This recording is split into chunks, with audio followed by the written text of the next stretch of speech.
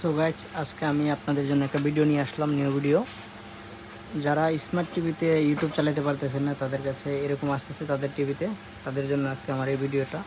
তো আপনারা কি করবেন, প্রথমে চলে যাবেন আপনাদের সেটিংসে মানে ব্রাউজারে যাবেন, গিয়ে যে কোনো একটা প্লে স্টোর বা গুগল ব্রাউজার একটা ইউজ করবেন। এরকম আমি একটা ব্রাউজারে ঢুকলাম, ঢুকে এখানে চার্জ করলাম ইউটিউব ডাটা।